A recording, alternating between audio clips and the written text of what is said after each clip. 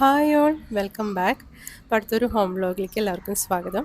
അപ്പോൾ ഇന്നത്തെ ദിവസം രാവിലെ പതിവ് പോലെ നേരത്തെ എണീറ്റു, ബ്രേക്ക്ഫാസ്റ്റൊക്കെ ഉണ്ടാക്കി, മോളെയൊക്കെ പറഞ്ഞയച്ചു. അപ്പം കുറേ നാളായിട്ടോ ഞാൻ വിചാരിക്കുന്നത് ഈ ഒരു സ്നേക്ക് പ്ലാന്റ് ഇത് കുറേ അധികമായി ആ ഒരു പോട്ടിൽ നല്ലോണം നിറഞ്ഞു നിൽക്കാൻ കേട്ടോ. അപ്പോൾ ഇത് ഒരു വെറിഗേറ്റഡ് വേർഷനാണ്. Yellow, light green, dark green ഒക്കെ ഷെയ്ഡായിട്ട് വരുന്ന ഒരു നല്ല അടിപൊളിയായിട്ടുള്ള ഒരു സ്നേക്ക് പ്ലാന്റ്. അപ്പോൾ ഇതെനിക്ക് ഏതൊരു ആരുടെയോ കയ്യിൽ നിന്ന് കിട്ടിയതാണ് കേട്ടോ, എനിക്ക് ഓർമ്മയില്ല. ഇത് വെറുതെ ഇരിക്കുമായിരുന്നു, എനിക്ക് തോന്നുന്നു എൻ്റെ സിസ്റ്ററിനോട് വീട്ടിലാന്ന് തോന്നുന്നു. വെറുതെ ഇങ്ങനെ അവർ ശ്രദ്ധിക്കാണ്ടൊക്കെ കൊണ്ടു കൊടുക്കായിരുന്നു. അപ്പോൾ അത് അവർക്ക് ഇത് നല്ലൊരു ചെടിയാണ്, ഇൻഡോറും അതുപോലെ ഔട്ട്ഡോർ സിറ്റ് ഔട്ടിലൊക്കെ ഇങ്ങനെ വെക്കാവുന്നതാണെന്ന് അവർക്ക് അറിയുണ്ടായിരുന്നു എന്ന് എനിക്കറിയില്ല. എങ്കിലും ഞാൻ കുറച്ച് അവരുടെ നിന്ന് എടുത്തിട്ട് ഞാൻ നട്ടുപിടിപ്പിച്ചിട്ട് ഇപ്പോൾ ഇത്രയും അധികമായിട്ടോ. അപ്പം ഞാൻ വിചാരിച്ചു കുറച്ച് നമുക്ക് നിന്ന് മുറിച്ചെടുത്തിട്ട് നമുക്കൊരു ജാറിൽ ഇച്ചിരി വെള്ളം നിറച്ചിട്ട് അതിനകത്തേക്ക് നമുക്ക് ഇട്ട് വെക്കാം. അപ്പോൾ അതൊരു പ്രൊപ്പഗേഷൻ മെത്തേഡാണ്. വെള്ളത്തിലിട്ട് വെച്ചാൽ എനിക്ക് തോന്നുന്നു 3-4 മാസമൊക്കെ എടുക്കും ഇതിനകത്ത് നിന്ന് വേരൊക്കെ വന്ന് ഒരു പുതിയ പ്ലാന്റ് വരാൻ വേണ്ടിയിട്ട്. ഇത് നമുക്ക് മണ്ണിൽ ആക്കി വെക്കാം കേട്ടോ. എന്നിട്ട് വെക്കുമ്പോൾ നമ്മളൊരു ഒരു ഷെയ്ഡിൻ്റെ സ്ഥലത്ത് നോക്കി വേണം നമുക്ക് വെക്കാൻ. എല്ലാ ദിവസവും നനച്ചു കൊടുക്കണം, നനവുണ്ടാവണം, എന്നാലേ കാര്യമുള്ളൂ. അപ്പം നമുക്ക് ചെയ്ത് നോക്കാം.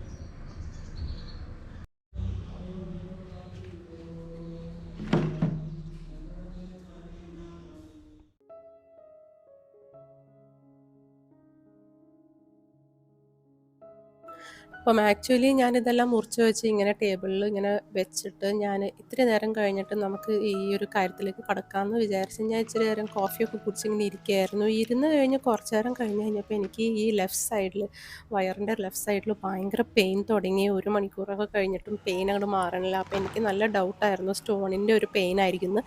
അതെനിക്ക് ഒരു 8 വർഷം മുന്നേ ഉണ്ടായിരുന്നു ഇതുപോലൊരു പെയിൻ. ഹോസ്പിറ്റലിൽ പോയി കുറച്ച് നേരമൊക്കെ കിടന്ന് പെയിൻ കില്ലറൊക്കെ തന്നതായിരുന്നു. അപ്പോൾ എൻ്റെ ആ ഒരു ഓർമ്മ എനിക്കുണ്ട്. അപ്പോൾ എന്തായാലും ഇത് തന്നെയാണെന്ന് വിചാരിച്ചുകൊണ്ട് നേരെ വീണ്ടും ആ ഒരു വേദനയും കൊണ്ടും, അയ്യോ ഭയങ്കര വേദനയായിരുന്നു, ഹോസ്പിറ്റലിലേക്ക് പോയി. എമർജൻസിയിൽ കയറി പെയിൻ കില്ലറൊക്കെ തന്ന് ഒരു എന്താ പറയുക, ഒരു ഉച്ച വരെയൊക്കെ അവിടെ കിടപ്പായിരുന്നു. അത് കഴിഞ്ഞിട്ടാണ് തിരികെ വീട്ടിലേക്കൊക്കെ വന്നത്, മരുന്നൊക്കെ വാങ്ങിച്ചൊക്കെ വന്നു. ചെറിയൊരു സ്റ്റോണായിരുന്നു, പക്ഷെ അത് നമ്മുടെ കിഡ്നിയുടെയും അതിൻ്റെ താഴേക്ക് വന്ന ട്യൂബിൻ്റെ ആ ഒരു ജംഗ്ഷനിൽ വന്ന് നമുക്ക് പ്രശ്നം ഉണ്ടാക്കി. ഒരു 4 എംഎമ്മിൻ്റെ ഒരു സ്റ്റോണായിരുന്നു. അപ്പോൾ വെള്ളം കുടിച്ചാൽ അത് പോയിക്കോളും എന്ന് പറഞ്ഞു. അങ്ങനെ അതാണ് ഒരു ദിവസം കഴിഞ്ഞ്, അതായത് ഒരു ദിവസത്തെ റെസ്റ്റൊക്കെ കഴിഞ്ഞിട്ട് നെക്സ്റ്റ് ഡേ ആണ് കേട്ടോ ഞാനിത് പിന്നെ ഷൂട്ട് ചെയ്തത്. അപ്പോൾ യെസ്, അപ്പം നമുക്ക് ഇത് ഒരേ ഒരു ലെവലിലാക്കി എടുക്കാം കേട്ടോ, എന്നാലേ അത് കാണാൻ ഭംഗിയുള്ളൂ.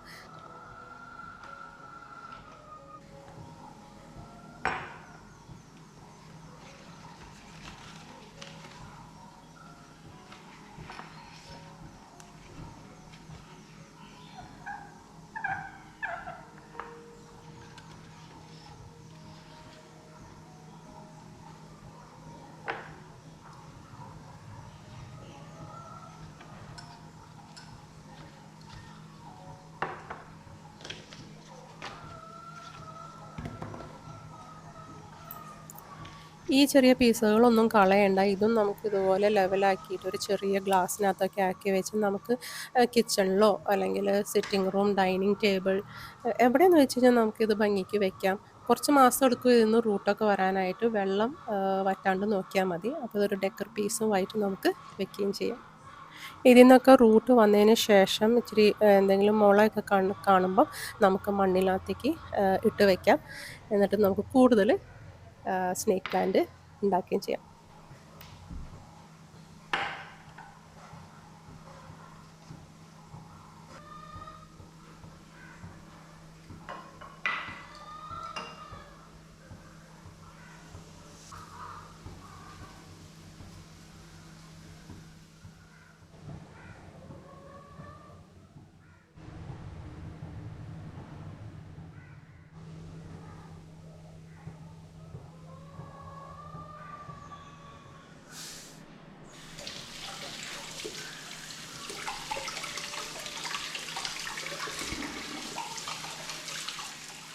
അപ്പം നിങ്ങൾ മൺചട്ടിയൊക്കെ എങ്ങനെയാണ് കഴുകുന്നത്? സോപ്പ് ഇട്ടിട്ടാണോ കഴുകുന്നത്? ഞാനൊരു വീഡിയോയിൽ കണ്ടു അങ്ങനെ സോപ്പിട്ട് കഴുകാൻ പാടില്ല. അപ്പോൾ ഈ സോപ്പിൻ്റെ അംശങ്ങളൊക്കെ ഈ മണ്ണ് പാത്രം വലിച്ചെടുക്കും. അപ്പോൾ എപ്പോഴും നല്ല ഇത് നല്ലത് ഈ കടലമാവ് ഉപയോഗിച്ച് കഴുകാനാണ് എനിക്ക് തോന്നിയത്. ഇപ്പം നമ്മൾ പച്ചക്കറി എന്തെങ്കിലും അവിയൽ, സാമ്പാർ അങ്ങനെയൊക്കെ ഉണ്ടാക്കുകയാണെങ്കിൽ എനിക്ക് കടലമാവും കൊണ്ട് ഇങ്ങനെ കഴുകിയാൽ നല്ല വൃത്തിയായിട്ട് കിട്ടുന്നുണ്ട്, കുഴപ്പമൊന്നുമില്ല. കുറച്ച് പയർ പൊടിയും ഉണ്ടെങ്കിൽ ഇച്ചിരി തരിതരിപ്പുള്ളത് കൊണ്ട് കുറച്ചും കൂടി നന്നായി വൃത്തിയാക്കി കിട്ടും. പക്ഷെ മീനൊക്കെ ഉണ്ടാക്കിയ ചട്ടിയൊക്കെ അങ്ങനെ വൃത്തിയാക്കിയാൽ നന്നാവുമെന്ന് എനിക്കറിയത്തില്ല.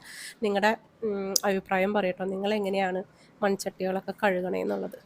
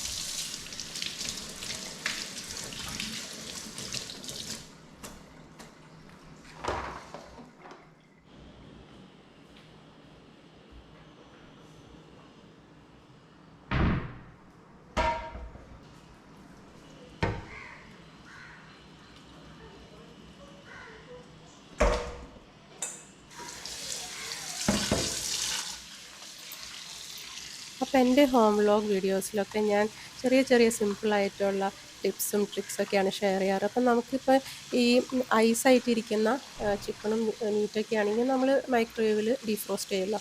അപ്പോൾ കുറച്ച് ഐസ് ഇരുന്നോട്ടെ, കുഴപ്പമില്ല. അപ്പോൾ അങ്ങനെയാണെങ്കിൽ നമുക്ക് ഇതുപോലെ വെള്ളം നിറച്ചൊക്കെ വെച്ചാൽ ഇതിനകത്ത് എന്തെങ്കിലും ബ്ലഡ് ബാക്കിയുണ്ടെങ്കിൽ അത് എളുപ്പത്തിൽ ഈ ഐസ് വെള്ളത്തിൽ ഒരു 5-10 മിനിറ്റ് ഇരിക്കുമ്പോൾ പെട്ടെന്ന് തന്നെ അതിൻ്റെ ബ്ലഡും സംഭവങ്ങളൊക്കെ പോയി 2-3 വാഷിൽ നമുക്ക് വൃത്തിയായിട്ട് കിട്ടുകയും ചെയ്യും. അതുപോലെ പിന്നെ ഫ്രഷ് ആയിട്ടാണ് നമ്മൾ മീറ്റോ ചിക്കനൊക്കെ വാങ്ങിക്കുകയാണെങ്കിൽ നമ്മൾ കുറച്ച് ഐസ് ഇട്ട് വെച്ച് ഒരു 5-10 മിനിറ്റൊക്കെ അങ്ങനെ വെച്ചാൽ നമുക്ക് നേരത്തെ പറഞ്ഞ പോലെ ബ്ലഡൊക്കെ ഇങ്ങനെ എന്തെങ്കിലും ഉണ്ടെങ്കിൽ അതൊക്കെ എളുപ്പത്തിൽ വേഗം പോരാനും പിന്നെ 2-3 വാഷിൽ അത് വൃത്തിയാക്കി കിട്ടുകയും ചെയ്യും.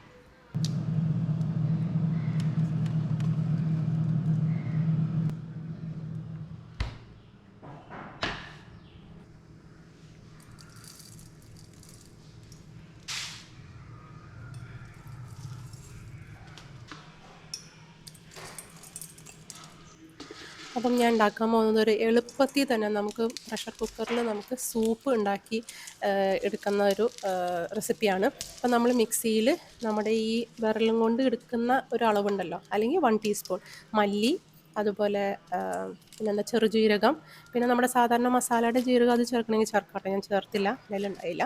പിന്നെ നമുക്ക് എരിവിനനുസരിച്ച് കുരുമുളകും, പിന്നെ ഇതുപോലെ അതെ വെളുത്തുള്ളി, കുറച്ച് അധികം വെളുത്തുള്ളി 8-9 വെളുത്തുള്ളി, പിന്നെ നമുക്ക് ഇഞ്ചി ഉണ്ടെങ്കിൽ ഇഞ്ചിയും ചേർക്കാട്ടോ. ഞാൻ ഇതിൽ ചേർത്തില്ല, ബിക്കോസ് എൻ്റെ കയ്യിൽ ഓൾറെഡി ജിഞ്ചർ ഗാർലിക് പേസ്റ്റ് ഉള്ളത് കൊണ്ടാണ് കേട്ടോ. അതോടെ അരച്ചെടുക്കുക, വെള്ളം ചേർക്കാണ്ട് അരച്ചെടുക്കുക.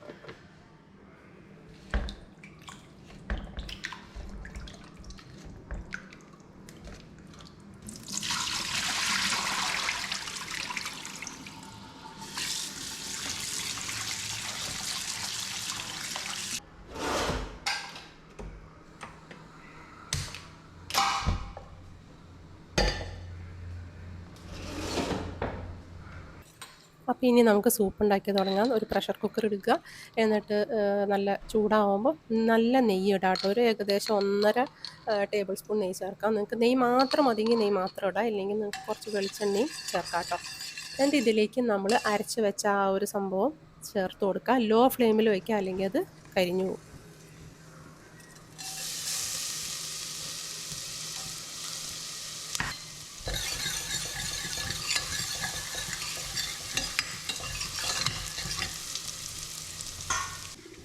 ഒരു മിനിറ്റ് മാത്രം ഇങ്ങനെ ഇളക്കിക്കൊണ്ടിരുന്നാൽ മതി. അത് കഴിഞ്ഞിട്ട് നമുക്ക് ഒരു ചെറിയ സവോള അരിഞ്ഞത്, ഇത് ഓൾറെഡി എനിക്ക് ചേച്ചി കുറച്ച് അരിഞ്ഞ് തന്ന കാരണം ഇങ്ങനെ ഫ്രിഡ്ജിൽ സ്റ്റോർ ചെയ്തിരിക്കുകയാണ്.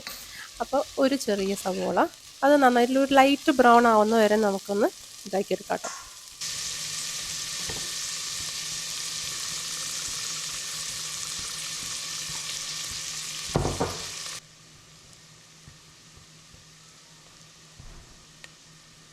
ഇനി നമുക്ക് നമ്മുടെ ജിഞ്ചർ ഗാർലിക് പേസ്റ്റ് ഒരു ടീസ്പൂൺ.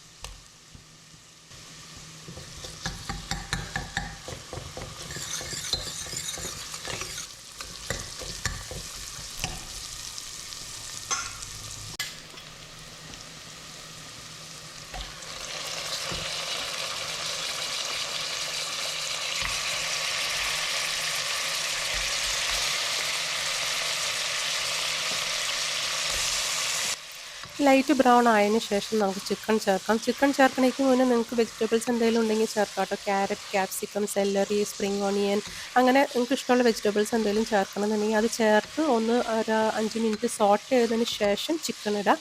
ചിക്കൻ നമുക്ക് ഇതുപോലെ ഇളക്കി അതിൻ്റെ പിങ്ക് കളർ മാറണം, ഒരു വൈറ്റ് കളറൊക്കെ ആവുന്ന വരെ നമുക്ക് മിക്സ് ചെയ്യാം.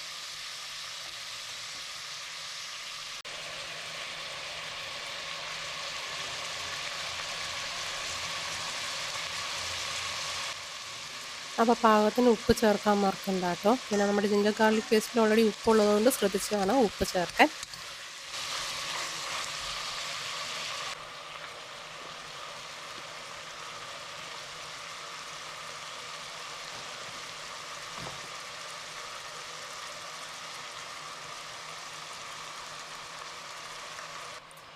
അപ്പോൾ ഇനി നമുക്ക് ഇച്ചിരി ഹെൽത്തി ആവട്ടെ എന്ന് വിചാരിച്ചുകൊണ്ട് ഞാൻ ഒരു 1/2 കപ്പ് ഓട്സ് ചേർക്കുന്നുണ്ട്. നിങ്ങൾക്ക് ഓട്സ് താല്പര്യമില്ലെങ്കിൽ ചേർക്കണ്ട, നമുക്ക് ക്ലിയർ സൂപ്പായിട്ട് കിട്ടും ഓട്സ് ചേർത്തില്ലെങ്കിൽ. എന്നിട്ട് നന്നായിട്ട് നമുക്ക് ഒന്ന് സോട്ട് ചെയ്യാം.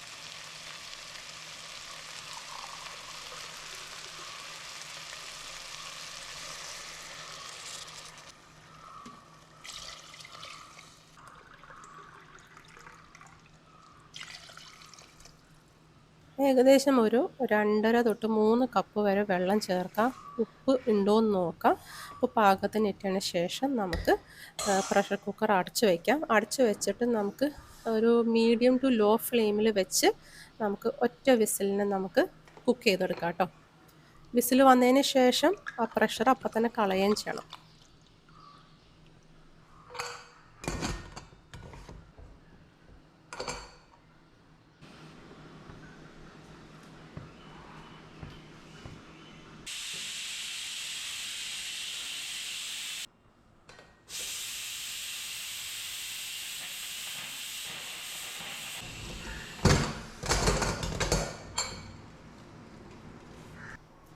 പ്രഷറെല്ലാം പോയതിന് ശേഷം നമുക്ക് തുറന്ന് വീണ്ടും ഫ്ലെയിം ഓണാക്കാം. ഒരു മീഡിയം ഫ്ലെയിമിൽ വയ്ക്കുക. എന്നിട്ട് അതിനകത്ത് ആവശ്യത്തിന് കുരുമുളക് ഇനി ചേർക്കണമെങ്കിൽ ചേർക്കാം. ചിക്കൻ നന്നായി വെന്തോ നോക്കാം. എന്നിട്ട് നമുക്ക് ഇങ്ങനെ ബോയിൽ ചെയ്യാൻ വയ്ക്കാം കേട്ടോ. ഇനി അടുത്ത ഒരു ഇത് പറയുന്നതെന്ന് വെച്ച് കഴിഞ്ഞാൽ, നമ്മൾക്കിപ്പോൾ ഓട്സ് ചേർത്തില്ല. ഓട്സ് ചേർത്ത് അത്യാവശ്യം കുറുകി കിട്ടും കേട്ടോ. ഇനി അല്ല ഇച്ചിരിയും കൂടി കുറുകണം എന്നുണ്ടെങ്കിൽ, ഇനി അതല്ല ഓട്സ് ചേർക്കാണ്ട് ക്ലിയർ സോപ്പാണ്, പക്ഷേ ഇച്ചിരിയും കൂടി കുറുകണം എന്നുണ്ടെങ്കിൽ നമുക്ക് ഹെൽത്തിയർ വേർഷനാണ് നമ്മുടെ രാഗിപ്പൊടി. രാഗിപ്പൊടി 1 ടീസ്പൂൺ എടുക്കുക. ആ സൂപ്പ് കുറച്ചെടുത്തിട്ട് അതിനകത്തേക്ക് 1 ടീസ്പൂൺ മതിയാവും കേട്ടോ. കുറച്ചുകൂടി കുറുകണം എന്നുണ്ടെങ്കിൽ 2 ടീസ്പൂൺ ഇടാം. എന്നിട്ട് നന്നായി മിക്സ് ചെയ്തിട്ട് നമുക്ക് ഈ തിളച്ചിരിക്കുന്ന സൂപ്പിലേക്ക് ഒഴിച്ച് ഒരു 5 മിനിറ്റ് നമുക്ക് ലോ ഫ്ലെയിമിൽ തന്നെ അല്ലെങ്കിൽ മീഡിയം ഫ്ലെയിമിൽ തന്നെ ഒന്ന് കുക്കാക്കി എടുക്കാം. അപ്പോൾ നമ്മുടെ ഹെൽത്തി സൂപ്പ് അങ്ങനെ നമുക്ക് റെഡിയാവും കേട്ടോ.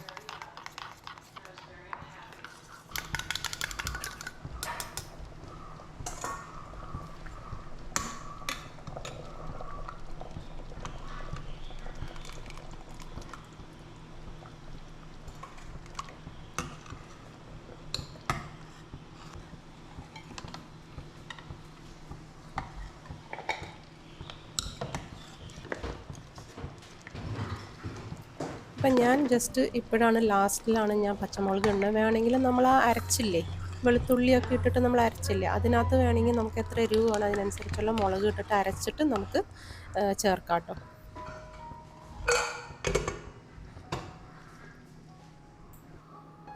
അപ്പോൾ ഈ ഒരു ഈസി സൂപ്പ് റെസിപ്പി നിങ്ങൾ ട്രൈ ചെയ്യുക. നിങ്ങൾ ഡിന്നറിന് സൂപ്പൊക്കെ കഴിക്കാൻ താല്പര്യപ്പെടുന്നവരാണെങ്കിൽ ഇതൊന്ന് ട്രൈ ചെയ്ത് നോക്കൂ കേട്ടോ.